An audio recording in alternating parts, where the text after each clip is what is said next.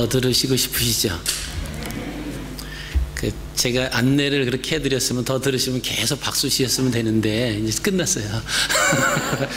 제가 보니까 파일이 꽤 두꺼워서 많은 양이 또 있는 것 같기도 하고, 아니 뭐 반주가 없으면 그때로도 하시는데, 보통 이렇게 찬양하시는 분들은 혼자서 1시간 내지 2시간 이 찬양할 수 있는 그런 게 이제 다 기본으로 준비가 돼 있으시거든요. 그래서 사실 이제 이번 기회는 좀 놓쳤지만 그래서 계속 박수 치면 계속 찬양하시라고 하는 사인이니까, 예, 그래서 우리가 좀 더 계속 오늘 말씀 대신 찬양도 들었으면 좋겠다 이런 생각을 합니다만, 하여간 귀한 찬양, 예, 감사를 드립니다.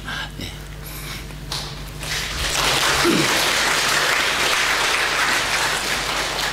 지금 박수 계속 치면 저보고 설교 길게 하라고 하는 계속 설교하십시오라고 하는. 우리는 어디에 소망을 두고 사느냐라고 하는 거가 중요합니다. 우리가 자랄 때도 너 소망이 뭐냐 이런 얘기를 많이 들었어요. 아마 여러분들 다 그런 얘기 들으셨을 거예요. 그게 뭐냐라고 하면 너 뭐 될 거냐, 커서 뭐 될 거야? 다 묻잖아요. 또 자라나는 한 중학생, 고등학생 정도 하이스쿨 애들을 만나면 우리가 묻죠. 너 뭐 될 건데, 뭐 전공할 건데. 이게 다 이제 같은 맥락이죠.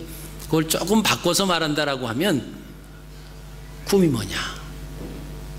그리고 오늘 본문 말씀에 의해서 우리가 말씀의 제목에 좀 근접해서 표현한다라고 하면 너 소망이 뭐냐. 그래서 이 땅에 살아가는 모든 사람들은 소망을 두고 소망을 가지고 사는데, 이 소망을 가지고 사는 뭐가 될 거냐, 어떤 꿈이 있느냐, 수만 가지 종류가 있습니다만은 소망을 두는데 어디에 둘 거냐라고 하는 것은 두 가지입니다. 하늘에 둘 거냐, 땅에 둘 거냐. 그러니까 소망을 갖는데 그 소망을 어디에 두고 살아갈 거냐라고 할 때는 선택은 두 가지. 하나는 하늘에 소망을 두는 거와 하나는 땅에 소망을 두는 겁니다. 오늘 아브라함과 롯의 삶을 보면은 어디에 소망을 두고 살아가는 사람이었는가를 우리가 발견을 하실 수가 있습니다. 먼저 아브라함은 하늘에 소망을 두는 삶을 살았습니다.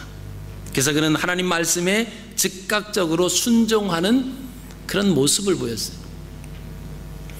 우리가 하나님의 말씀을 순종해야 된다라고 하는 것은 우리가 다 알지만, 그리고 다른 사람들에게 다 그렇게 가르칩니다. 하나님 말씀에 순종해야 됩니다. 근데 그 상황이, 그 말씀이 나에게 적용이 될 때 내가 과연 순종하는가라고 하는 거예요.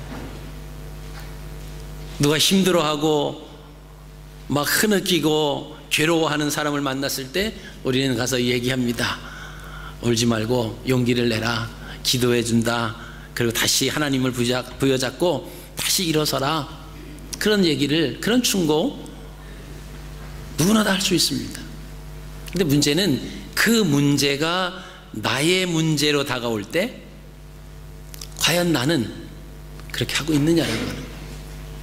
우리 하나님을 믿는 하나님의 자녀들이기 때문에 누구나 다 소망을 하나님께 둬야 된다라고 하는 것은 다 압니다만은, 과연 나의 삶 속에서 내가 소망을 하늘에 두고 지금 살아가고 있느냐라고 하는 것이죠.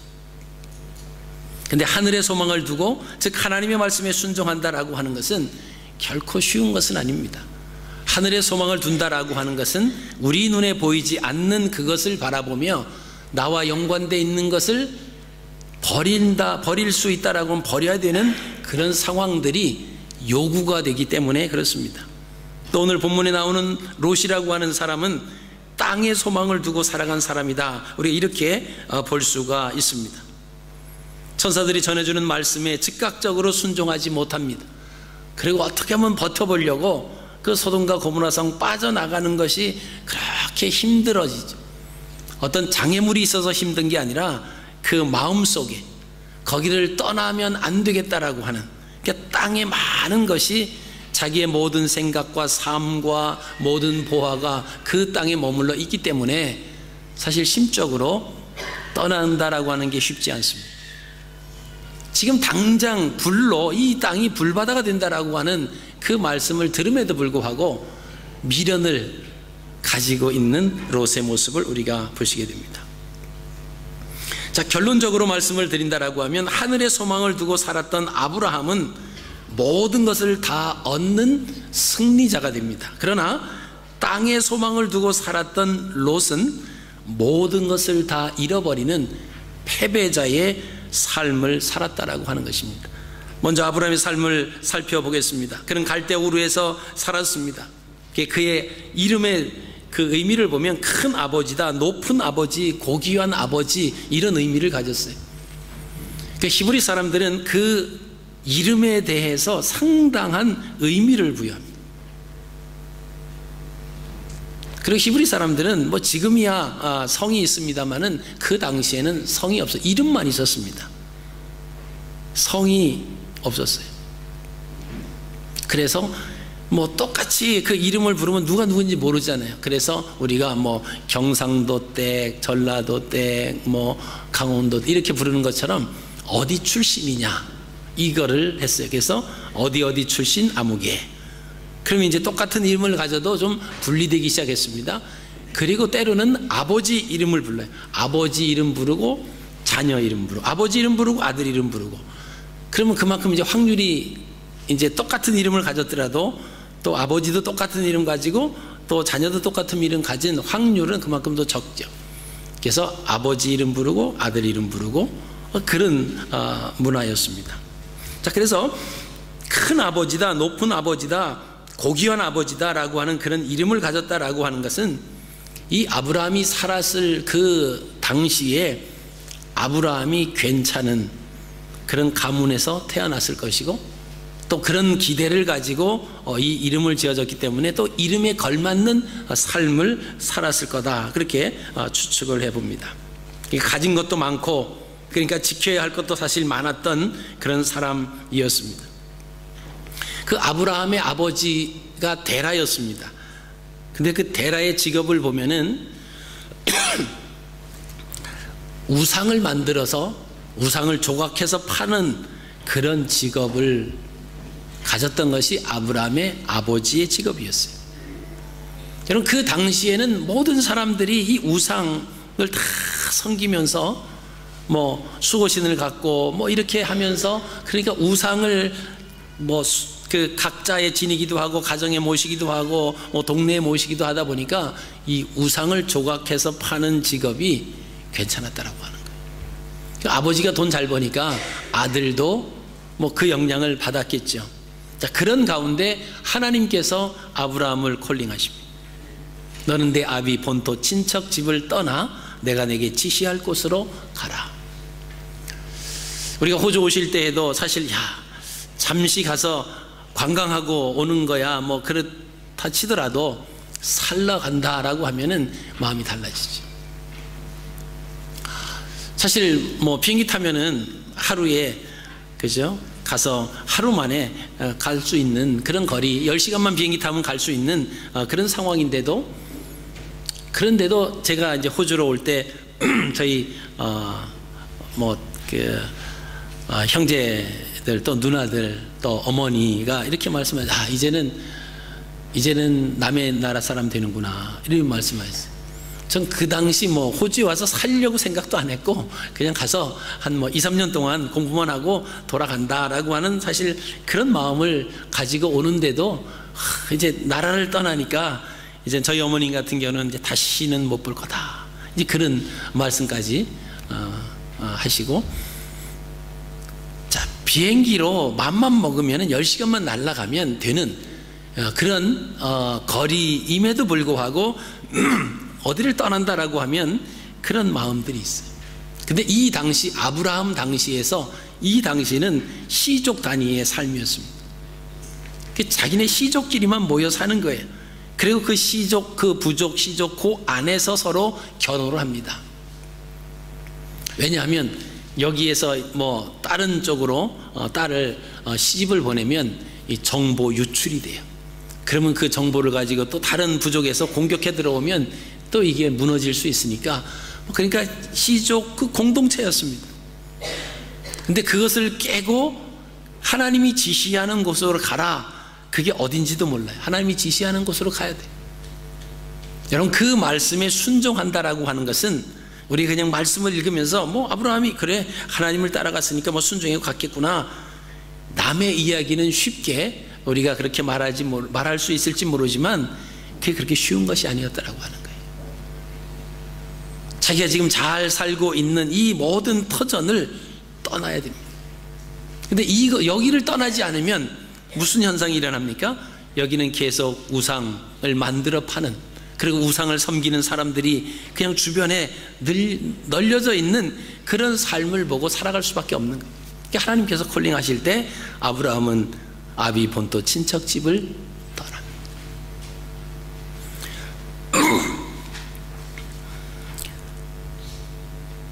하나님이 아브라함에게 떠나가라 이렇게 말씀을 하시죠. 그럴 때 창세기 12장 4절에는 아브라함이 말씀을 쫓아갔다 그렇게 기록을 하고 있습니다. 그러니까 아브라함이 하나님의 말씀에 순종하여 움직였다. 어떤 분은 그래요. 야, 뭐 그때 아브라함이 무슨 믿음이 있고 무슨 하나님을 그렇게 믿었다고, 믿음이 있어서 하나님을 쫓아갔다고 그렇게 말을 하냐. 뭐 그렇게 좀 약간 비꼬아서 성경을 보고 그렇게 이야기하는 사람도 있습니다. 근데 이 당시에 모든 것을 포기하고 아브라함을 믿지 않았다라고 하면, 아브라함이 하나님을 믿지 않았다라고 하면 그걸 포기하고 하나님 말씀대로 움직일 수 있는 상황이 아니었다라고 하는 겁니다.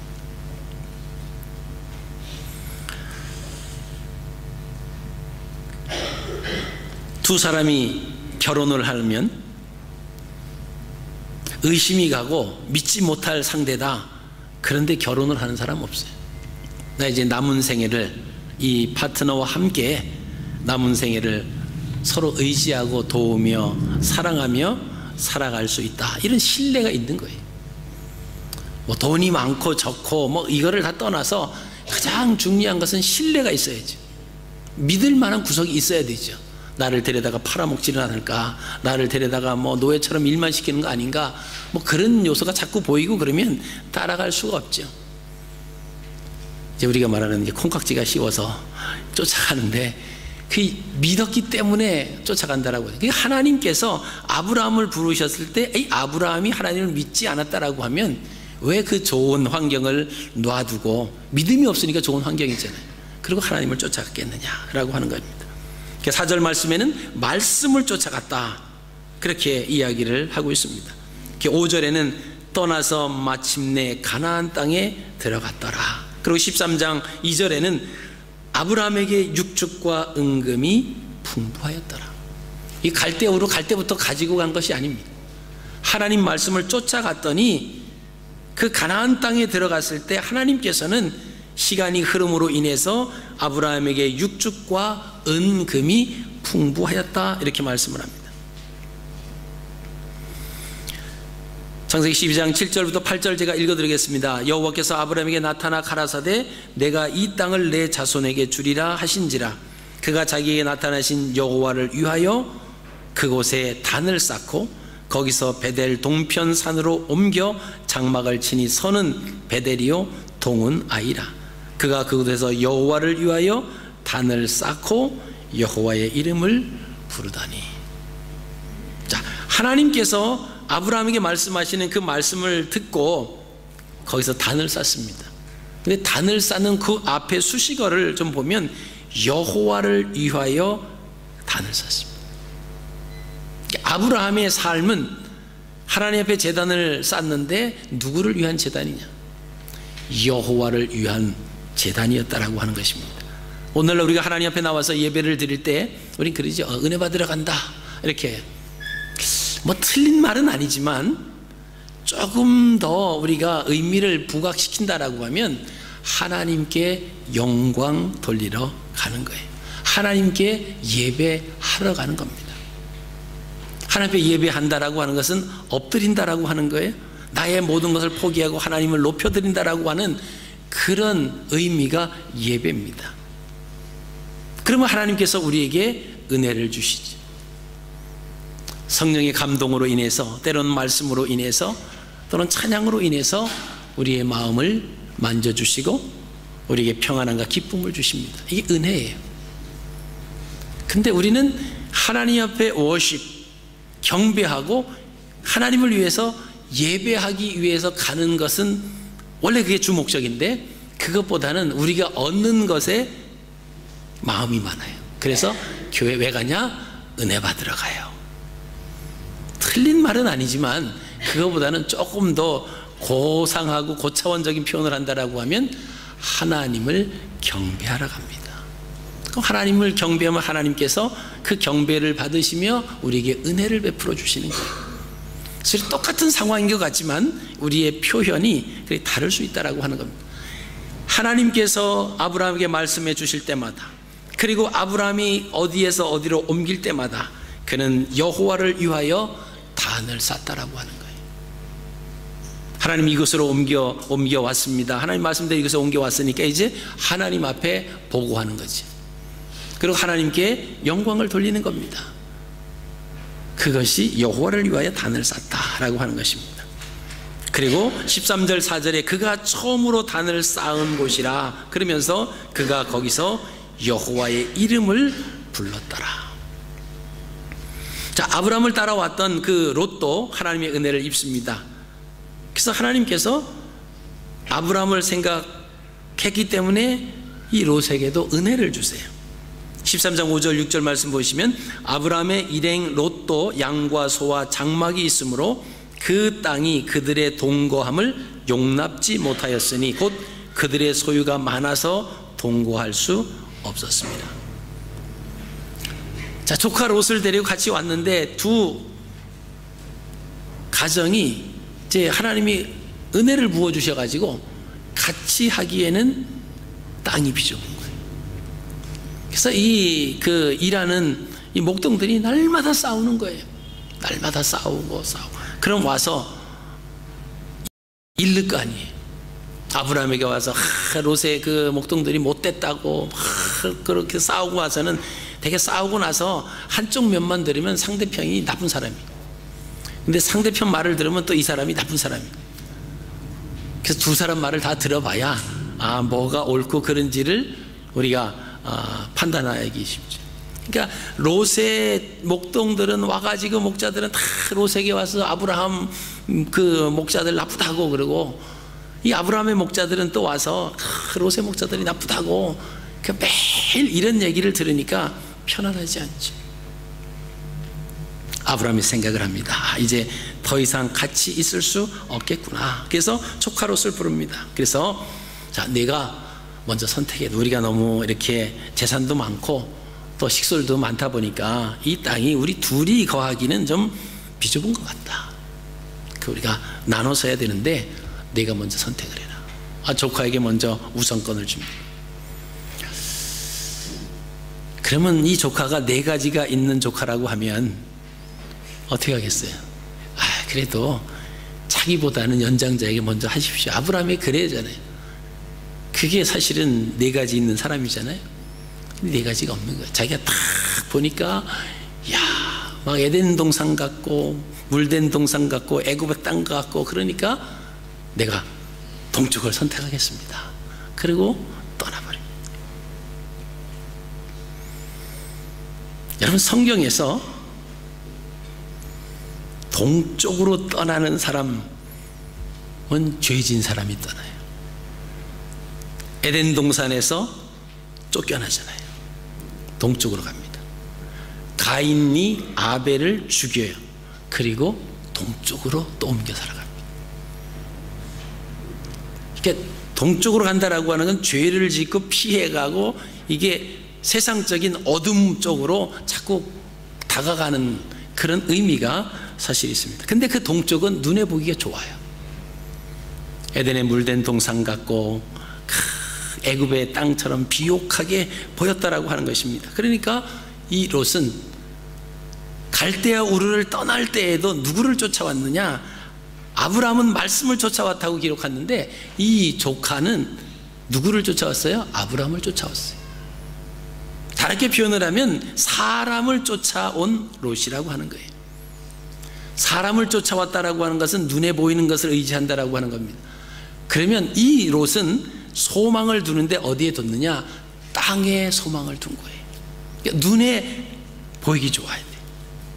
그러니까 아브라함이 그렇게 우선권을 얘기했을 때 한 번의 사양도 하지 아니하고 자기가 눈에 보니까 좋은 곳으로 선택을 해서 가는 그 모습을 우리가 보시게 됩니다. 자, 시간이 지났습니다. 그가 자기 눈에 좋은 대로 선택한 이 소돔성은 죄악으로 가득한 곳이었어요. 휘황찬란하고 아름다운 그런 동네인 것처럼 보였는데 들어가서 있다가 보니까 그 동네를, 그 마을을 조금씩 알아가다 보니까 이게 죄악이 가득한 그런 도시였다라고 하는 것입니다. 그때 아브라함 때문에 하나님의 은혜를 롯이 입습니다. 그래서 하나님이 소돔성을 멸망할 때 아브라함을 생각하셨다 그랬습니다. 아브라함을 생각하셔서 아브라함의 조카 롯을 거기서 구원해 주시는 겁니다. 그래서 롯에게 천사가 가서 이야기를 합니다. 롯이 지금 그 성에 살고 있는데 얘기하죠. 창세기 19장 12절에 그 사람들이 롯에게 이르되 이 외에 내가 속한 자가 또 있느냐? 내 사위나 자녀나 성 중에 내게 속한 자들을 다 성 밖으로 이끌어내라.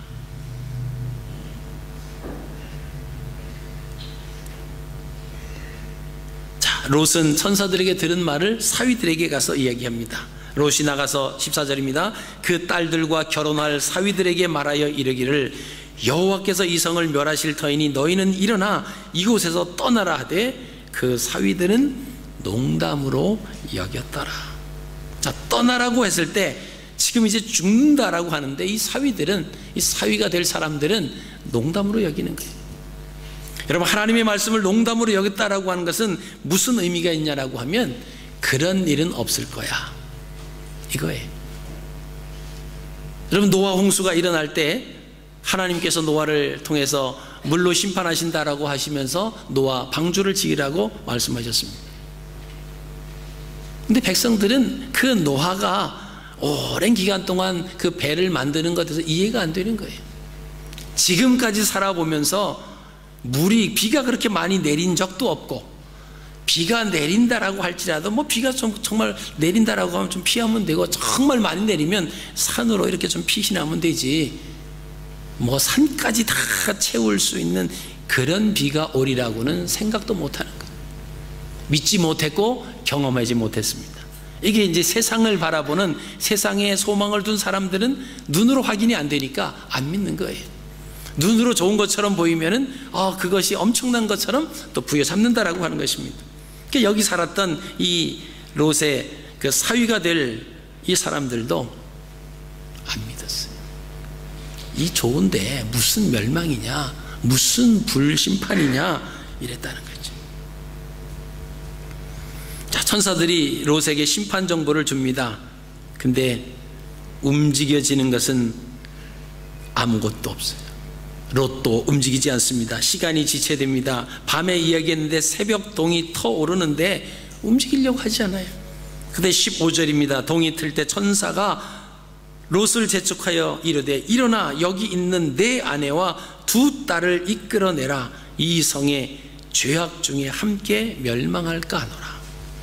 자, 농담으로 여겼던 사위들, 너희 사위가 될 자들 빼버렸어요. 기회를 놓쳤다라고 하는 것입니다. 그리고 롯의 아내와 두 딸을 이끌어내라. 근데도 롯은 빨리 움직이지 않아요. 왜? 적는 것이 많아서 쉽게 떠날 수 없는 곳이다라고 하는 거예요. 눈에 보이는 이 세상에 소망을 두고 살았는데 이게 이제 멸망하고 없어진다라고 하니까 안타까운 거예요. 지금 죽느냐 사느냐라고 하는 그 메시지가 선포되었는데도 불구하고 선뜻 일어나서 움직이지 못하는 이 롯의 가정의 모습을 우리가 보시게 됩니다. 여러분, 우리가 이 땅에 살아가면서 세상에, 이 땅에 눈에 보이는데 소망을 두고 산다라고 하면 우리는 이 글을 읽으면서 이 본문 말씀을 대하면서 우리는 참 어리석은 자들. 아니 지금 멸망 안 되는데 빨리 도망가야지 왜 그렇게 미적거려? 남의 일이니까. 남의 일이잖아요.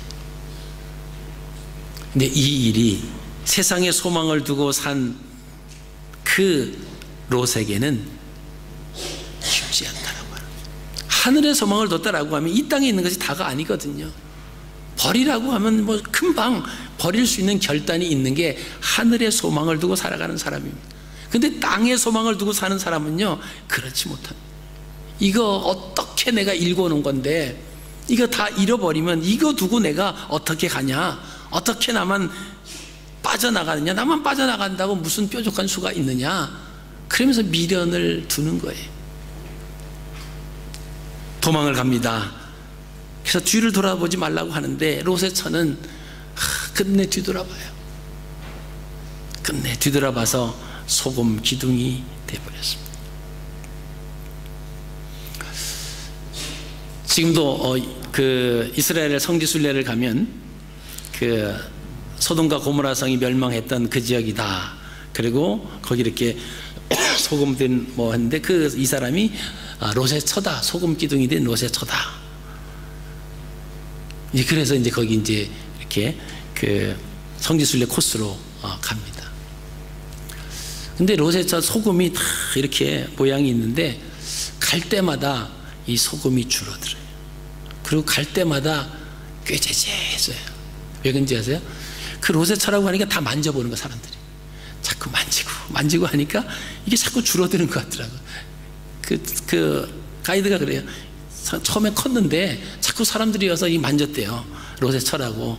무슨 마음을 가지고 만졌는지 모르겠어요. 왜 뒤돌아봤느냐, 때리면서 했는지. 그러니까 이제 사람들 손때가 묻어가지고 하얀 게 아니라 이제 까맣게 되는 아주 그런 모습으로 됩니다. 그리고 이제 왔는데 그 가이드가 그래요. 근데 저게 정말 롯의 처 소금 기둥인지 아닌지는 아무도 몰라요. 그냥 그럴 거다라고 해서 이제 이렇게 했습니다. 그러더라고요. 어쨌든 그게 중요한 게 아니고 세상에 소망을 두면 세상의 마음이 끌리는. 그러니까 그거 떠나버리기가 쉽지 않다라고 하는 것입니다. 우리가 창세기 13장에서 아브라함과 롯이 분리가 될 때 이 롯은 자기 눈에 좋은 것을 선택을 하지 않습니까? 이게 소망을 땅에 두고 살아가는 사람이에요. 소망을 하늘에 뒀다라고 하면 내 눈에는 좋게 보이지만 이 좋게 보이는데 내가 갔다고 해서 내가 좋아지는 것이 아니라 하나님께서 나와 함께 해주시고 내 삶의 주권자가 되어 주셔야만 내 삶이 아름다운 삶이 된다. 이 마음을 갖는 것이 하늘의 소망을 둔 사람이죠.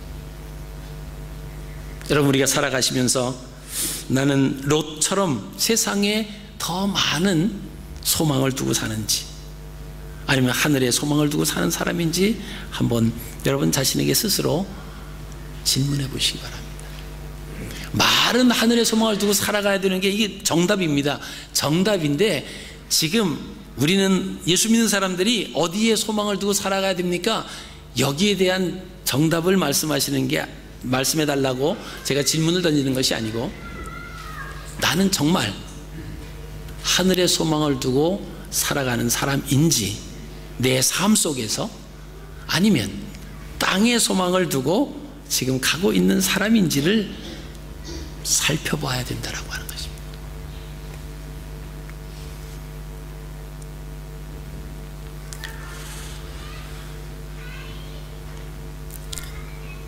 그 롯의 부인은 그래서 소금 기둥이 되어버립니다.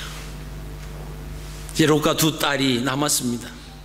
그 소알로 피시널에 들어갔어요. 그들이 들어갈 때 해가 돋았다 그랬습니다. 롯의 아내는 결코 뒤를 돌아보므로 왜 돌아봤겠어요? 두고 온 게 아깝기도 하고 과연 그렇게 될까라고 하는 하나님의 말씀에 대한 불순종. 그래서 거기서 아내도 잃어버립니다.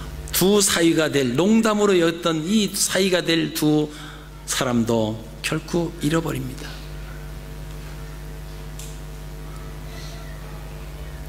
결국에는 딸들과 부적절한 관계로 인해서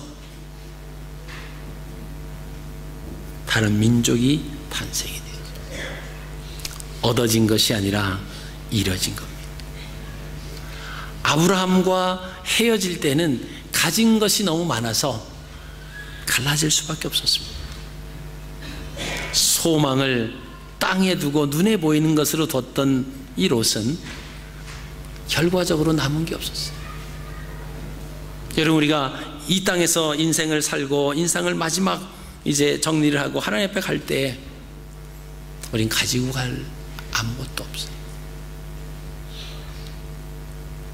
내가 하나님 나라 갈 때 이것을 가지고 가야지 맘 먹는다고 가지고 가는 것이 아닙니다. 우리가 이 땅에 살면서 이미 하나님 나라에 쌓아놓는 게 있어야 돼요. 그 쌓아놓는 게 뭡니까?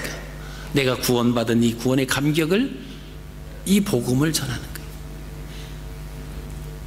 내가 생명을 구원하고 죽어져가는 영혼을 하나님께로 이끌고 전도하고 선교했다라고 하는 것은 나와 함께 가지 않는 것 같지만 함께 간다라고 하는 거예요.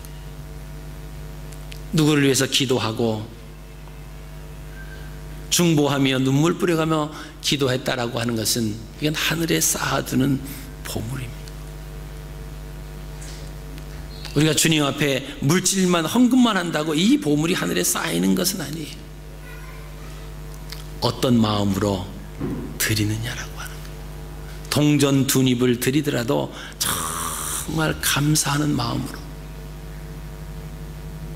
정말 하나님의 은혜에 감격하는 마음으로 드리는 그 작은 동전 두 입을 예수님은 칭찬하셨습니다. 그 여인에게 있어서 생활비 전부를 드리는 그 어느 누구도 왜 그것을 안 드려도 누가 왜 그 안 드리냐 말할 사람이 없어요. 왜 그 생활이 누구나 다 아는 거예요. 어떤 사람은 쫙 소리가 내면서 자루에다가 그 동전을 쫙 붓습니다. 그리고 어깨에 힘을 줘요. 아, 내가 이만큼 하나님 앞에 헌금을 한다.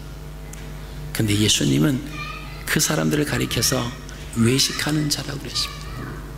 은밀하게 하나님 앞에 정말 눈물 흘리며 간절한 마음으로 드려지는 그 액수로 따지면 이 과부가 동전 두 입 드리는 것은 아무것도 아닙니다.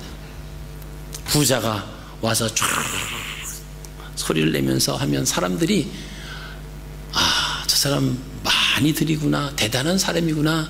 근데 예수님은 칭찬하지 않으셨어요. 왜 그럴까요? 땅에 소망을 뒀어요. 사람들이 나를 보고 뭐라고 하느냐, 아, 저 사람은 대단한 사람이야, 하나님 앞에 연보도 많이 하고 대단한 사람이야, 하루에 3번씩 4번씩 뜻을 정해놓고 시간을 정해놓고 기도하는 사람이야, 일주일에 2번씩 금식하는 사람. 그래서 그 시간이 되는데도 뭐 모르면 옆에 사람이 알려주잖아. 너 기도할 시간 아니냐? 그럼 또 기도하고. 이렇게 했던 바리새인들을 향해서 주님은 오셔서 공생의 3년 동안 살아가시면서 단 한 번도 바리새인을 칭찬하신 적이 없습니다. 여러분 왜 그런지 아세요? 예수님은 겉을 본 게 아니에요. 사람들은 눈에 보이는 것 가지고 판단합니다. 근데 예수님은 겉에 보이는 게 아니라 그 겉을 지나서 그 사람 속을 보시는 거예요. 예수님 보시니까 두 마음을 품었어요. 그러니까 예수님이 두 마음을 품은 자들아 그렇게 말씀하셨어요. 그들을 향해서 이 회칠한 무덤 같다, 사람이 죽어서 그 속에는 지금 시체가 썩어가고 있습니다. 봉우리를 만들었어요. 봉우리를 만들고는 회를 깨끗하게 발랐습니다. 겉으로 보기엔 깨끗하지, 그러나 그 속에는 사람이 썩어가고 있다라고 하는 거죠.